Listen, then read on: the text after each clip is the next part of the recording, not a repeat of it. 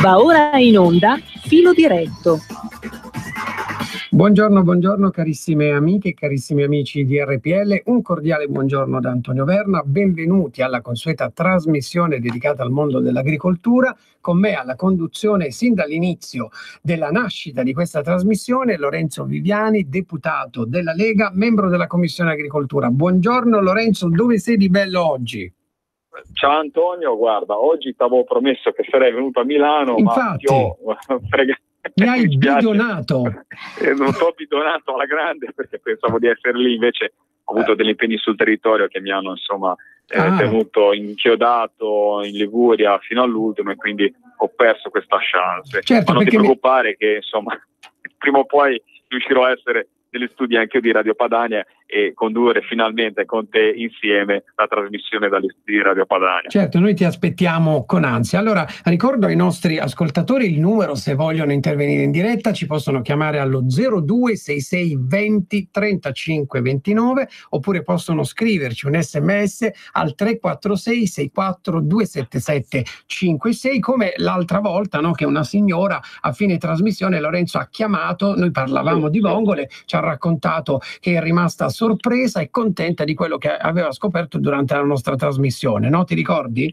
Assolutamente, anzi io mi aspetto che la signora richiami in trasmissione perché ora siamo, dato che deve provare sia la pasta con le vongole veraci, sia con la pasta quindi con le vongole allevate, sia la pasta con le vongole lupino, quelle pescate invece dai nostri vongolari, tutte e due made in Italy, tutte e due di estrema qualità, ma doveva dirci questa differenza, insomma, quindi insomma certo. Aspettiamo che ci richiami, ci possa dire se era meglio la pasta con le vongole lupino o con le vongole veraci. Certo. Allora Lorenzo, oggi abbiamo anche qui un ospite, una nostra ascoltatrice nonché una mia amica, Daniela. Buongiorno. Buongiorno a tutti. Allora Daniela, ciao Daniela. Ciao.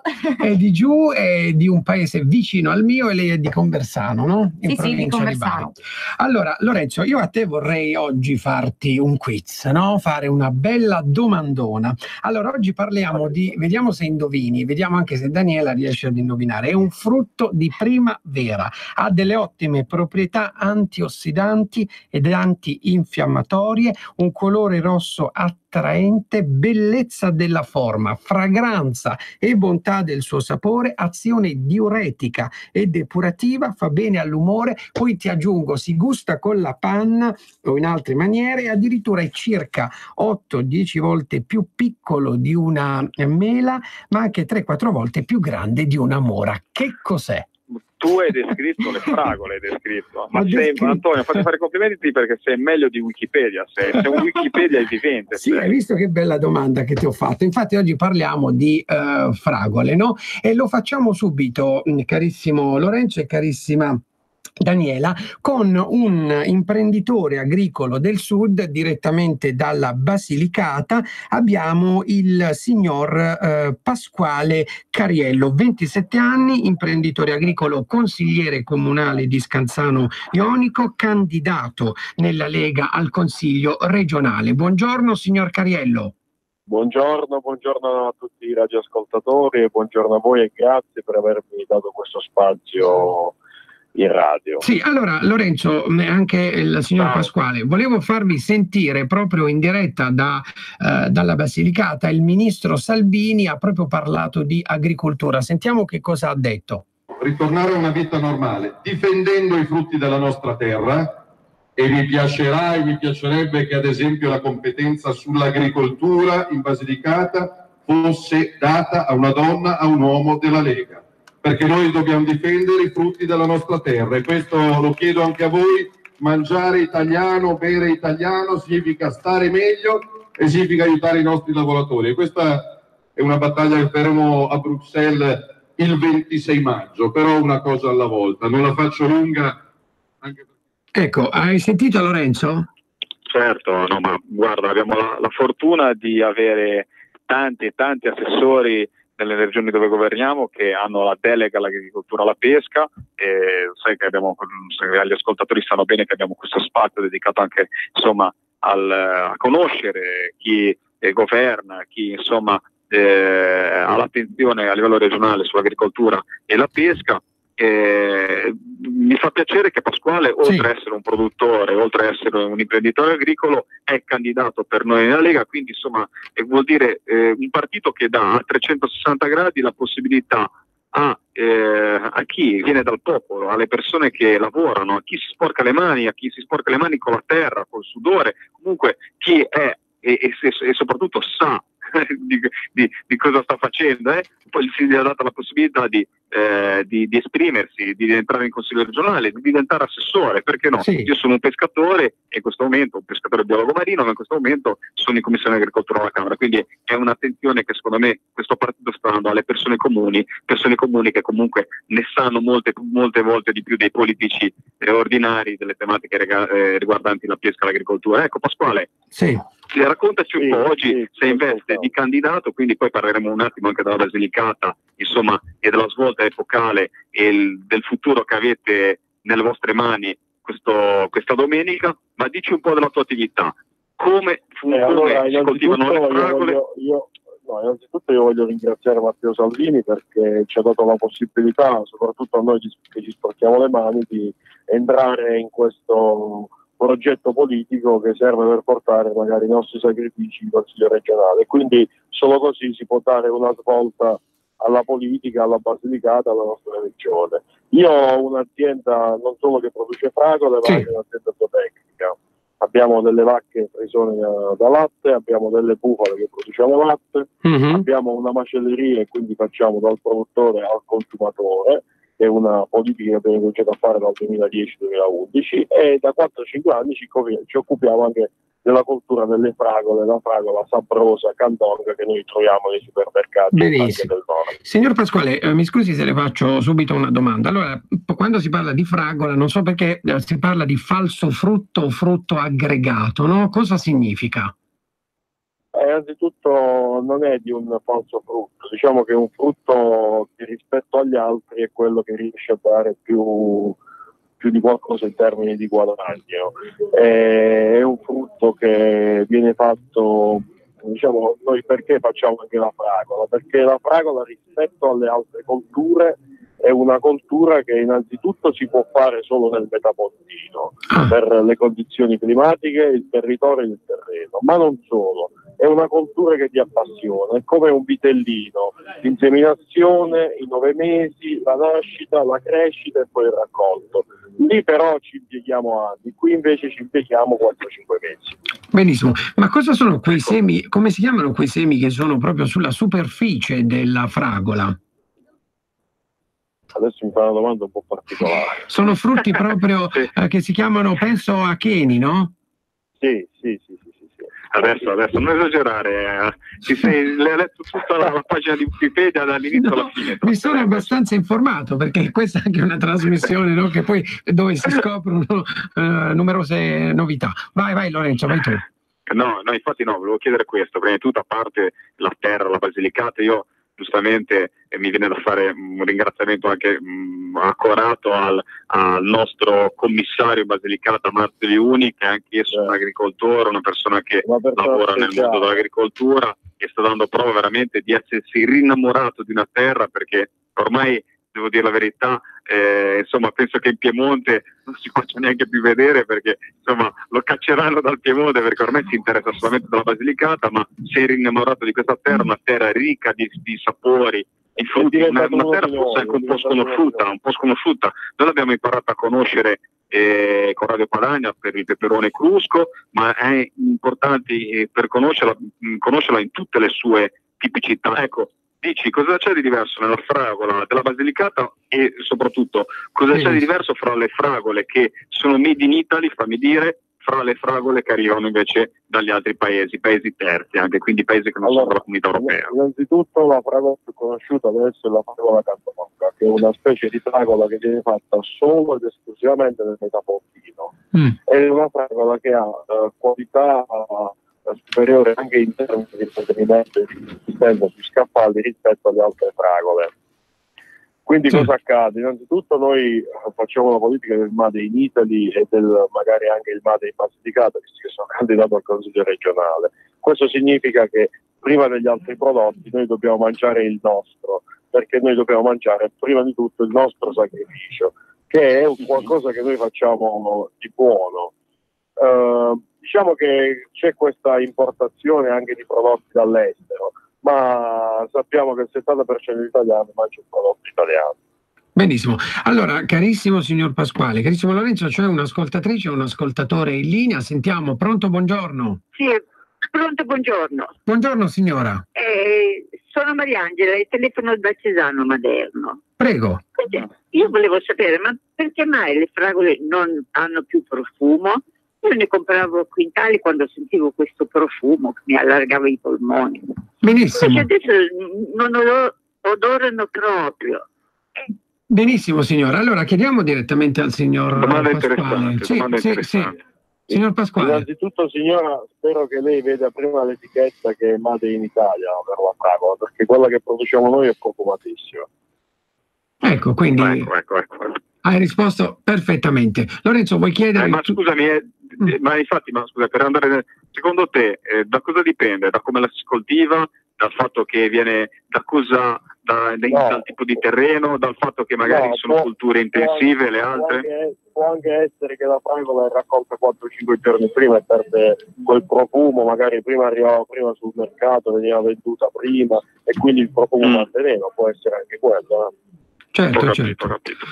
Benissimo. Va benissimo. Allora, grazie mille al signor Pasquale Cariello. Intanto, prima di salutarlo, scusami, facciamo un grande in bocca al lupo a Pasquale, un caro augurio e soprattutto impegnati, il vostro destino ce l'avete nelle vostre mani per cambiare dopo anni da avete avuto una regione monocolore per da ormai troppo tempo, avete il futuro nelle vostre mani, il futuro anche in mano agli agricoltori adesso, quindi spero che possa portare te la voce in consiglio regionale o chissà mai anche a livello di assessorato la voce degli agricoltori della Basilicata in regione. Grazie mille Pasquale, siamo tutti con te. Grazie mille al signor Pasquale. Un abbraccio.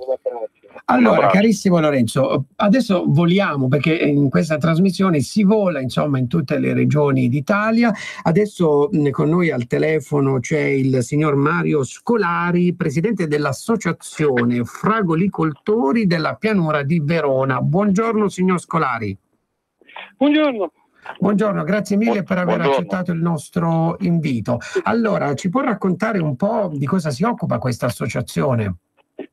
Allora, questa associazione è nata 3 anni fa, è fatta da un gruppo di aziende, siamo circa 40-50 aziende iscritte. Questa nasce proprio per uno scopo, solo per far conoscere il prodotto nostro locale, cioè la fragola. Ma noi siamo nati anche più che altro per la fragola autunnale, perché la fragola autunnale qua veronese è un po' un'elite, perché ha un periodo in cui le fragole non si trovano. E purtroppo è un prodotto che non è conosciuto. Sembra che venga dal Portogallo, sembra che venga dal Marocco, dalla Spagna, nessuno conosce questo prodotto. Allora ci siamo impegnati un po' per portarlo a conoscenza un po' a tutti, se non altro anche qua in provincia di Verona. Senta, signor Scolari, questo scopo è nata l'associazione proprio per farci conoscere come prodotto, più che altro il prodotto autunnale della fragola autunnale di Verona, però anche per il prodotto primaverile che sta avendo un po' come un declassamento, perché c'è la Spagna, c'è altri paesi in cui dobbiamo competere, Certo, signor Scolari, il terreno proprio per la coltivazione delle fragole come deve essere? Misto, a sabbia? Ci spieghi un po'? Allora, il terreno ideale dovrebbe essere un po' misto, nel senso di una sabbia, non proprio una sabbia leggera, ma una sabbia mista, un po' come si dice, non deve essere pesante la terra, perché ci deve essere un terreno drenante. E purtroppo quando non c'è il terreno drenante abbiamo dei grossi problemi quando piove, comunque deve essere un impasto non troppo leggero ma neanche troppo pesante, Certo, e quanto tempo ci vuole proprio per la maturazione della fragola? Allora, vuole che vi spieghi un po' il programma, cioè noi piantiamo la fragola ad agosto. Sì. Piantiamo, no? Prepariamo, in poche parole, la fragola è un ciclo che quasi quasi è un anno. Perché cosa facciamo? Adesso per esempio prepariamo il terreno a luglio, agosto impiantiamo e facciamo il prodotto autunnale, che è una pianta che deriva dai vivai messi in frigo, in cella frigo durante l'inverno, in cui cosa fai? Per fare il prodotto autunnale tu levi dal vivaio, che è un vivaio normale a tutto campo, all'aria aperta, prendi questa piantina, la lavori, la metti nelle cassettine e la porti nelle celle frigorifere. Dalle celle frigorifere cosa fai? Diventa una cassetta di ghiaccio, le ghiacciano a -2 e stanno lì. In poche parole, tu fermi la pianta. E cosa succede? Succede che quando noi la tiriamo fuori, la piantiamo a agosto, la pianta si trova pronta per la fioritura e facciamo il prodotto autunnale. Dopo, il prodotto autunnale dura a settembre, ottobre e novembre, e anche dicembre, se c'è tutte le caratteristiche del tempo. E dopo ripartiamo, dopo c'è il periodo dell'inverno in cui la pianta è ferma e riprendiamo a gennaio, fine gennaio, con la pulizia delle foglie, con la pulizia dell'impianto e tutti i trattamenti che vanno fatti. Purtroppo siamo un po' lavoriamo con un sistema integrato. E dopo per esempio siamo in piena fioritura. Benissimo. Adesso andiamo a raccogliere tra 20 giorni. Sì. Ma ti volevo chiedere una cosa, ciao. Sul discorso, ad esempio, l'utilizzo, ecco, la cosa importante, che poi è quello che veicoliamo agli ascoltatori, cioè perché scegliere Made in Italy, soprattutto sulla fragola. È un prodotto che uno gli dà una sciacquata e poi la mangia, non c'è buccia, non c'è niente. Quanto è importante il fatto degli agrofarmaci, e soprattutto in Italia abbiamo delle regolamentazioni per l'utilizzo degli agrofarmaci. Siamo sicuri, ti faccio la domanda, che tutti i paesi, le fragole che arrivino dai paesi terzi o anche da paesi UE che non sono l'Italia abbiano la nostra regolamentazione oppure utilizzino gli agrofarmaci, come dire, insomma, che non diano danno alla salute umana? Questo è il problema, che noi, ecco, posso dire che il prodotto nostro italiano è molto controllato. Abbiamo come si dice, una legislazione in cui ci danno un disciplinare da seguire e dobbiamo seguire questo disciplinare. E, cioè, in poche parole, noi adoperiamo prodotti tutti controllati. E dopo anche, per esempio, durante il periodo della raccolta, cioè i prodotti che adoperi per i trattamenti li adoperi all'inizio, a febbraio, primi di marzo, dopo si subentra il discorso dell'integrato con i siti utili. Hai capito? Ecco, noi abbiamo un disciplinare della regione e sempre anche dopo abbiamo le certificazioni. Le varie Global Gap, dopo ci sono tre tipi di certificazione e abbiamo un disciplinare da parte di supermercati, da parte della regione, ecco, noi dobbiamo seguire tutto che sono garanzia di qualità e di sicurezza alimentare, quindi insomma è questo che noi siamo un po', cioè, non dico arrabbiati, perché abbiamo un disciplinare che è abbastanza, perché anche i nostri tecnici in azienda si trovano a volte con tanti problemi, perché seguendo quel disciplinare lì, se trovi un altro verso, hai grossi problemi, hai capito? Benissimo.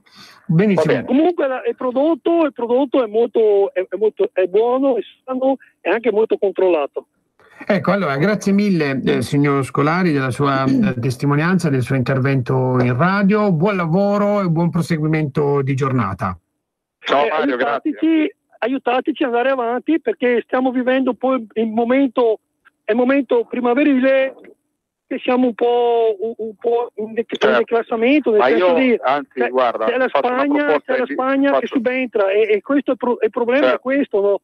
Ecco, assolutamente. Ma purtroppo la gente va a comprare ai supermercati e non guarda la provenienza. Ecco, e nessuno aiuta la gente a dire dobbiamo comprare questo prodotto. Ecco. Assolutamente, sono d'accordo con te, Mario. La tracciabilità e la sponsorizzazione del Made in Italy è fondamentale. Quello che ripropongo ad Antonio in diretta è quello di andare, dato che te sei anche un po' goloso, mi sembra, e le fragole sicuramente sono alimenti. Io ripropongo di andare a visitare la piana, di andare a trovare Mario, perché comunque Mario mi ha già proposto di andare, e magari anche in concomitanza con Vinitali, dove faremo magari una trasmissione speciale, andremo direttamente noi della radio. Con la trasmissione potremo fare una sorta di registrazione di Vinitali e approfittarne per andare anche da Mario, andare a vedere le problematiche e assaggiare le fragole di Mario. Grazie Mario. Grazie mille. Ti ringrazio tanto e speriamo di vederci, ok? Grazie tanto e grazie a tutto lo staff che avete lì. Grazie tanto. Grazie mille al signor Mario Scolari. Allora Lorenzo, accogli la richiesta del signor Mario. Allora, carissimi ragazzi, carissima Daniela e Lorenzo, quindi ci risentiamo tra pochissimo con altri ospiti. Messaggio per tutti gli imprenditori, gli artigiani, i commercianti, i liberi professionisti. Hai un'attività? Dei prodotti da promuovere? Prova la pubblicità sulla nostra radio. Radio Padania ha preparato per te una grande promozione per aiutarti a sostenere la tua attività a tariffe davvero straordinarie.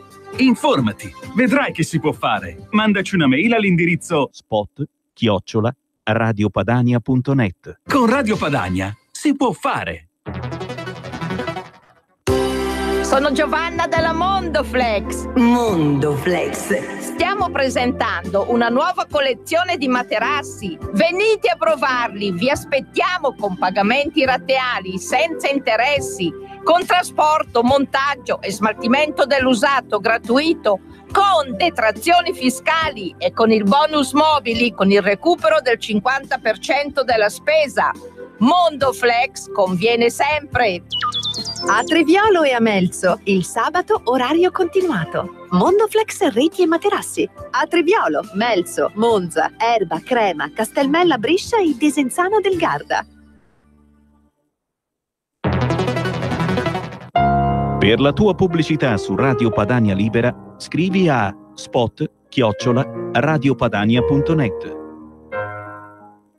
In studio abbiamo in collegamento il governatore della regione Lombardia, il presidente Attilio Fontana. Buongiorno Presidente, benvenuto. Passiamo a dire che è abbastanza sconvolgente quello che si legge sui giornali, quello che si sente nelle varie trasmissioni. Sconvolgente perché purtroppo si stanno facendo delle affermazioni che sono assolutamente prive di senso, infondate, senza un fondamento né giuridico né fattuale. Ciò detto, noi dobbiamo andare avanti per la nostra strada. Credo che, come ho ripetuto nei giorni scorsi, ci siano due fatti estremamente positivi. Il primo fatto è che finalmente abbiamo un testo base, abbiamo un testo che comprende tutte le nostre richieste, che comprende tutte le competenze che noi chiediamo ci vengano trasferite. Su questo testo base ci sono ancora degli elementi di discussione, ci sono alcuni punti in cui noi chiediamo e alcuni ministeri non vogliono dare, però credo che sia nella logica delle cose, sia normale che quando si deve fare una trattativa ci possano essere delle questioni sulle quali non si sia tanto d'accordo. La cosa importante è che però c'è adesso un testo, c'è una base sulla quale discutere, c'è un impianto sul quale siamo in gran parte d'accordo. Quindi questa credo che sia la cosa più importante e più rilevante. La seconda cosa, che era forse l'argomento sul quale si rischiava di trovare più difficoltà, era il metodo attraverso il quale finanziare queste competenze che noi andremo a fare al posto dello Stato. Anche su questo punto c'è stato un accordo sul MEF, quindi direi che siamo in un momento delicato, perché quando si deve concludere un affare o un accordo è sempre difficile, gli ultimi momenti sono sempre quelli più complicati, però io credo che si sia ormai giunti ad un punto molto molto importante. Ecco, e credo che sia veramente un momento storico per questo paese, perché l'ho detto, lo ripeto, lo ripeterò, questa autonomia è un modo nuovo di pensare, di considerare l'organizzazione dello Stato, che porterà un vantaggio a quei territori che la chiederanno, porterà un vantaggio a tutto lo Stato, a tutto il Paese, a tutta l'Italia. Io sono assolutamente convinto che quando si vedranno direttamente i vantaggi, tutti i territori inizieranno a chiedere l'autonomia. Già adesso molti, sulla base della nostra iniziativa, molte altre regioni hanno già fatto domanda. Io sono convinto che alla fine si genererà un'organizzazione statuale più efficiente, migliore, più veloce, che dà risposte migliori ai nostri cittadini e che fa risparmiare anche tante risorse economiche. Rieccoci carissime amiche e carissimi amici di RPL, con noi al telefono il deputato della Lega Lorenzo Viviani, e oggi è il giorno degli ascoltatori, perché oltre a Daniela qui in studio c'è anche, al di là del vetro, il famoso Manzoni, che è tornato dalle Canarie per alcuni giorni. Ciao Manzoni. Ciao a tutti, e poi insomma lui è un grande ascoltatore di questa radio. Allora Lorenzo, per concludere l'argomento sulle fragole, io chiedo a Daniela: a te piacciono le fragole, no? Certo che mi piacciono le fragole, a chi non piacciono? Chi ha una mamma che non prepari dei dolci favolosi alle fragole? Ecco, a te piacciono poi, Lorenzo, le fragole? Sì, mi piacciono le fragole italiane, ricordiamocelo come mantra. Comprate, guardate l'etichetta, compriamo fragole italiane, perché non si fa solamente bene alla salute, perché comunque quello che c'è dentro le nostre fragole, quello che viene utilizzato in Italia non fa male alla salute, ma soprattutto diamo una mano ai nostri agricoltori, diamo una mano a chi, come ha detto bene il nostro primo ospite, si sporca le mani nel terreno. Allora, chiudiamo con una citazione, Daniela, vai. Allora, chiudiamo con un po' di romanticismo questa rubrica. Il segreto è essere come panna e fragola, ottimi da soli, perfetti insieme. Perfetto Daniela. Allora Lorenzo, abbiamo chiuso questa rubrica interessante sulle fragole. Adesso è arrivato il momento di sentire al telefono, ringrazio sin da subito l'assessore all'agricoltura del Trentino, Giulia Zanotelli. Buongiorno assessore. Buongiorno a tutti. Grazie mille per aver accettato il nostro invito. Allora, assessore, ci dica un po' di questa regione, quali sono le bellezze di questa regione. So che recentemente ha avuto un incontro con l'Associazione Albergatori ed Imprese Turistiche della provincia di Trento. Di che incontro si è trattato? Prego, a lei la parola. Sì, grazie mille. Specifico che la nostra piccola regione, in questo caso una bellissima provincia autonoma, quindi assieme alla provincia autonoma di Bolzano andiamo a formare chiaramente la regione Trentino Alto Adige. Sì, l'incontro che ho avuto con l'assessore Failoni, tra il resto che l'assessore chiaramente al commercio e al turismo, era volto proprio ad un confronto con l'Una Pelasa, che sono le associazioni, diciamo, bandiera degli albergatori e della ristorazione per quanto riguarda la valorizzazione dei prodotti locali. Proprio come diceva prima Lorenzo, che saluto essendo il mio ex capogruppo in Commissione Agricoltura, certo. Mancano tanto i miei colleghi a Roma. Certo, ma infatti mi ricordo... Ci manchi anche tu. Infatti mi ricordo di averla chiamata qui ospite in Onda Libera, lei poi mi ha detto no, io ora faccio l'assessore, quindi ecco. Esatto, però ricordo l'importanza, come diceva Lorenzo, di consumare italiano, in questo caso di consumare chiaramente le eccellenze territoriali trentine, perché comunque c'è un grande lavoro dietro, c'è tanta fatica, tanto sacrificio, però sono tutti prodotti che si basano comunque su una sostenibilità ambientale, sull'attenzione anche dell'utilizzo di prodotti sanitari, l'orientamento al biologico, per cui sono passi veramente decisivi.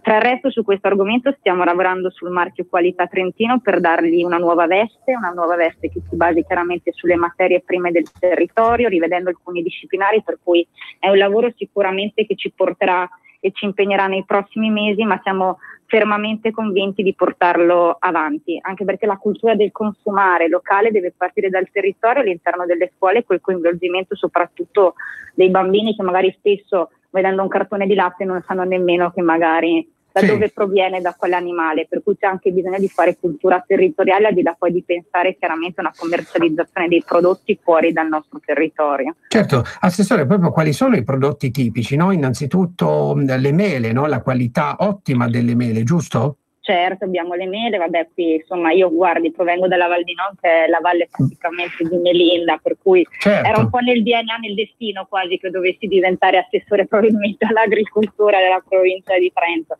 Dopodiché ci sono tutti i piccoli frutti con una grossa cooperativa che è Sant'Orsola, c'è la Val di Gresta con l'eccellenza degli ortaggi, ci sono i formaggi di Malga, quindi un grande lavoro che viene fatto anche in alta quota grazie al comparto zootecnico, per cui diciamo che i comparti sono davvero tanti, c'è il comparto vitivinicolo, il vino, abbiamo il famoso Trento Doc qui che ricordo non è prosecco, è spumante trentino perché ci segue dalla provincia autonoma di Trento, quindi ne andiamo orgogliosi e quindi insomma i comparti sono veramente anche l'uva, no? Soggetti. Certo, anche l'uva, abbiamo diciamo una vasta gamma di prodotti, per cui andiamo a valorizzare le nostre eccellenze, stanno facendo davvero un ottimo lavoro i nostri agricoltori qui in provincia. Sì, Assessore, volevo fare un'altra domanda, poi lascio la parola al suo grande collega simpatico Lorenzo. Allora, volevo chiederle, proprio siccome questa è la rubrica, no?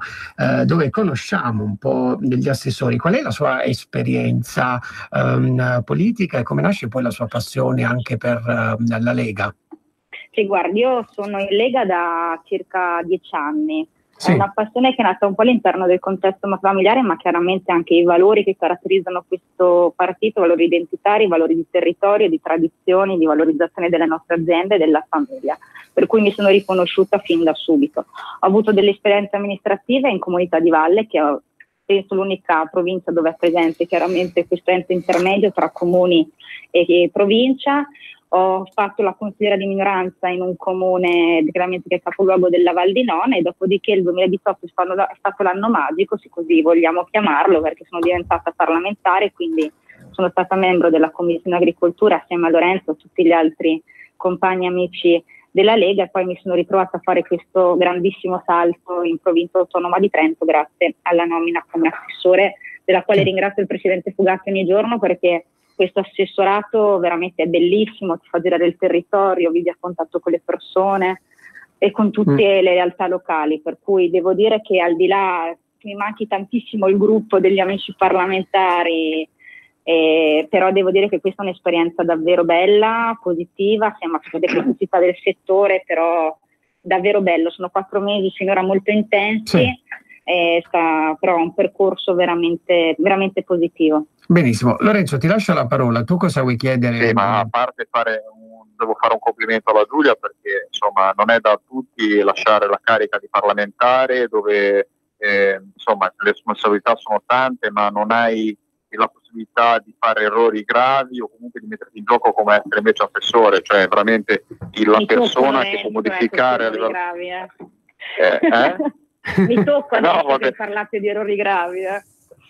No, ma comunque no, il discorso è un passo molto difficile, ma quando uno è in Lega sa che quando serve sul territorio, quando viene richiesto la sua esperienza, la sua insomma, tutta la sua esperienza, il buon modo di lavorare sul territorio, chiama e ritorna sul territorio. C'è da dire che Giulia manca per 2 motivi alla Camera, a parte essere un membro fondamentale della Commissione Agricoltura, ma era anche delegata d'aula e il delegato d'aula è quello che mette un po' in riga tutti i 120 parlamentari, fa funzionare la squadra ed è quello che insomma si rapporta con la Presidenza, quindi con Fico, quindi devo dire la verità, sei stata sostituita dalla Bordonali che è una ex assessore regionale in Lombardia, è una nostra grande, ti ha sostituito in modo lodevole, è una grande, però diciamo che insomma la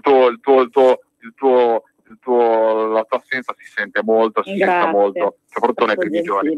Quindi, a parte questo che era un dovere dirlo, poi una sviolinata la facciamo al Trentino, perché il Trentino, vedi, bravo Antonio, tanto per parlare e ritornare sul tema agricolo, è l'eccellenza anche per quanto riguarda e dove si può fare realmente agricoltura biologica. Abbiamo appena fatto gli scorsi mesi una legge che è passata alla Camera dove noi abbiamo istituito anche il marchio come Lega, il marchio biologico per gli alimenti, deve passare ancora al Senato per diventare legge dello Stato, ma ecco, in Trentino, dove sai che il biologico, dalle persone dicono ma sarà realmente biologico? Ecco, in Trentino l'agricoltura di montagna, l'agricoltura insomma delle piccole comunità, dove ad esempio anche per l'altitudine non abbiamo fitopatie, non abbiamo degli insetti nocivi come possono essere in pianura, lì si può fare realmente agricoltura biologica, fare agricoltura di qualità, e questo il Trentino secondo me dovrebbe prendere insomma lo scettro a livello italiano per questo tipo di agricoltura, che non può certamente e non deve andare a sostituire quella convenzionale,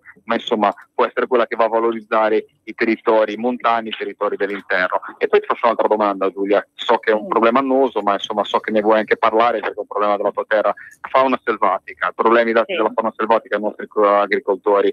Cosa si può fare secondo te e come possiamo agire a livello nazionale, ma soprattutto a livello regionale? Sì, grazie Lorenzo, mi do l'occasione di approfondire questo ragionamento. Accenno che innanzitutto all'interno della seconda commissione, che è la Commissione Agricoltura della Provincia Autonoma di Trento, è stato approvato un mio disegno di legge su inasprimento innanzitutto, e qui si parla del mondo venatorio, delle sanzioni sul bracconaggio, che è un segnale molto forte che vogliamo dare, perché da un lato c'è l'importanza dei cacciatori, non solo per la tenuta e la tutela chiaramente della fauna e di tutto il comparto, ma chiaramente anche per dare valore a questa figura, al di là di chi si comporta male e chi non segue chiaramente quello che la legge provinciale e la legge nazionale oggi dispongono. Sulla questione della fauna noi abbiamo dei grossi problemi per quanto riguarda la presenza dei grandi carnivori, in particolar modo lupo e orso. Fin dall'inizio, quindi dall'inizio del progetto Life Ursus, che sappiamo bene è un progetto europeo, la Lega, essendo l'opposizione in quel periodo in provincia, ha sempre battagliato da una forte, perché se si pensava di introdurre l'orso per attirare il turismo, probabilmente poi non si è pensato alle ricadute negative soprattutto sul comparto dell'allevamento e quindi zootecnico. Ad oggi abbiamo dei seri problemi, il lupo ha un comportamento che ci preoccupa anche il servizio forestale, perché si fa vedere anche di giorno vicino ai centri abitati, vicino agli alberghi, quindi questa situazione non ci lascia tranquilli né noi né le amministrazioni locali né il mondo agricolo. Quello che abbiamo fatto fin dall'inizio è stato spronare, sollecitare il ministro Costa, che pare un po' dormiente purtroppo su questo tema e dal quale aspettiamo un incontro il più presto possibile a Roma. Tengo a sottolineare che nelle scorse settimane però abbiamo riunito i presidenti di assessori agricoltura delle regioni del nord Italia, quindi con la presenza anche di Friuli, Veneto, Lombardia, Provincia Autonoma di Bolzano, Liguria, Valle d'Aosta, per affrontare proprio questa tematica, per dare compattezza, tanto è vero che a noi risulta che andare a Roma in 8 non equivale ad andare a Roma da soli, quindi c'è veramente soprattutto il nord Italia che chiede delle risposte serie su questo argomento. Stiamo aspettando il piano lupo, piano che però auspichiamo contenga degli orientamenti davvero importanti di gestione. In qualità di parlamentare, come parlamentari Lega del Trentino, avevamo depositato una proposta di legge proprio sul fatto di dare una delega alla provincia autonome di Trento e Bolzano per la gestione. Questo non significa solo abbattimento chiaramente, ma anche piani di captivazione, per cui c'è da fare un ragionamento davvero importante, perché forse non ci si rende conto, al di là dei ragionamenti bellissimi portati avanti di persone che non vivono il territorio, non conoscono le problematiche, di quanto oggi la presenza di orso lupo veramente siano un problema per il comparto agricolo e non solo. Per cui ci stiamo spingendo su questa linea, attendiamo risposte serie, speriamo che a livello europeo venga modificato portando l'orso e lupo dall'allegato 4 all'allegato 5 in modo veramente di avere una gestione, anche perché quella direttiva che risale agli anni 90 è veramente datata per la situazione che oggi sta vivendo non soltanto la provincia autonoma di Trento ma anche l'Italia. Per cui magari non dovrei proprio arrivare a pensare ad invitare Costa ad un soggiorno in Val di Fassa in una tenda per fargli capire poi come gli allevatori vivono chiaramente la difficoltà, anche perché questo ci porta alla problematica dello spopolamento delle valli, perché se i nostri allevatori sono sempre più preoccupati chiaramente, poi anche le malghe, la gestione delle malghe diventa veramente difficile. Non vorremmo assistere ad un abbandono delle malghe e dell'alpeggio da parte di chi oggi vive di zootecnia. Benissimo. Sì, assolutamente Giulia, è da evitare. E fammi dire una cosa, purtroppo molte volte, vedi, questo è il sano pragmatismo che differenzia la Lega dagli altri partiti, in cui si va veramente ad analizzare il problema che esiste, che c'è e che è un problema per i nostri allevatori per quanto riguarda i grandi carnivori, ma abbiamo il problema dei cinghiali per gli agricoltori che si trovano nei terreni distrutti, problemi della fauna selvatica che vanno anche a impattare anche sulle comuni persone incidenti stradali, ne abbiamo avuti cifre gigantesche di incidenti, tra parentesi, con feriti e incidenti anche mortali. Tristemente qualche mese fa anche un ragazzo ha perso la vita per un cinghiale, investendo in un cinghiale, quindi insomma ci sono dei problemi. L'ambientalismo purtroppo quello becero, non ce ne siamo anche accorti l'ultima volta in Commissione Agricoltura quando abbiamo avuto le associazioni ambientaliste in audizione. Purtroppo l'ambientalismo da salotto, quello non pragmatico, quello che vuole evitare che si risolva il problema oppure ignora il problema, fa finta di ignorare il problema, è quello che secondo me va veramente a contro la causa ambientalista e dà dei grossi problemi al nostro mondo dell'agricoltura, ma al mondo in generale dove viviamo, perché quando i grandi carnivori si ritrovano poi andare a spasso o andare vicino ai centri abitati, questo è sicuramente un problema per la società. Lorenzo, io volevo fare un'ultima domanda all'assessore, volevo chiederle quali sono proprio i suoi prossimi impegni, i prossimi eventi a cui lei parteciperà. Ho apprezzato molto proprio il suo entusiasmo nel raccontare questo ruolo che lei ricopre. Prego. Grazie mille, il prossimo appuntamento importantissimo, invito tutti ad esserci al il Vinitaly di Verona, dove sarò presente 2 giornate e mezzo, domenica, lunedì, in partenza il martedì mattina, perché abbiamo la seduta del ad aprile? Provinciale. Sì, è dal 7 al 10 aprile il Vinitaly, quindi so anche che ci sarà l'incontro della CPA proprio l'8, dovrebbe esserci anche la presenza lunedì o martedì, attendiamo conferma, del ministro Centinaio, per cui questo è l'appuntamento più importante delle prossime settimane, tralasciando chiaramente non per importanza ma a livello locale abbiamo tutti gli appuntamenti che Consorzio Vini e Strada del Vino stanno portando avanti a livello territoriale, quindi Strada di Vinnosiola, piuttosto che altri appuntamenti molto importanti, Fiorinda, Pomaria, insomma abbiamo una serie infinita di appuntamenti vista la presenza forte di tutte aziende, delle cantine medio-piccole all'interno e fuori del mondo cooperativo, quindi non mancano gli appuntamenti, non mancano gli impegni, la voglia di fare c'è, quindi andiamo avanti sulla nostra strada. Benissimo, grazie mille allora Lorenzo, salutiamo la tua collega, l'assessore. Ciao Giulia. Ciao Lorenzo, presto, grazie. Ciao Giulia. Ti disturberemo ancora per parlare delle eccellenze della tua terra. Vabbè, poi parleremo non dei problemi ma delle eccellenze, quindi insomma dell'agricoltura, del vino e dell'allevamento in Trentino. Grazie molto mille volentieri. Giulia. Grazie a voi, a presto. Grazie mille. Allora Lorenzo, prego, ti lascio la parola, vogliamo concludere un po' questa nostra trasmissione. È stata una trasmissione molto interessante, Antonio, soprattutto per il tuo spaccato sulla fragola, che insomma è stato molto approfondito. Mi sei sembrato quasi botanico stamattina. Insomma, bisogna anche studiare. Certo, assolutamente. E quindi insomma abbiamo fatto questo focus, è stato un piacere risentire Giulia e farla conoscere ai nostri radioascoltatori, perché è fondamentale insomma far conoscere chi governa le regioni, e da questo punto di vista noi siamo agricoltura, quindi chi governa sotto il punto di vista dell'agricoltura e della pesca per quanto riguarda le regioni che hanno il mare, le regioni costiere. C'è da dire questo, è stata una settimana interessante dal punto di vista parlamentare, è passata dalla Camera a quota 100, quindi deve ritornare al Senato, però insomma diciamo che è stata una soddisfazione archiviare, mandare a casa la legge Fornero, prendendo anche il fatto per quanto riguarda il tema dell'agricoltura e della pesca, che è stato accettato un mio ordine del giorno che riguarda proprio la pesca, il lavoro usurante, quindi insomma un impegno del governo a far sì che nei prossimi decreti che vadano a normare ancora il mondo del lavoro, si prenda l'impegno di trovare una soluzione per questo mestiere che non può non essere considerato usurante, essendo in mare, essendo fatto alle intemperie, essendo fatto molte volte nelle ore notturne, insomma basta andare su un peschereccio, dalla piccola barca, dal gozzo al peschereccio che sta fuori settimane, come fanno gli amici di Mazzara del Valle, si prendono tutti i tempi, che uno può subito capire che non può non essere considerato lavoro usurante. Perfetto, senti Lorenzo, venerdì prossimo dove sarai invece?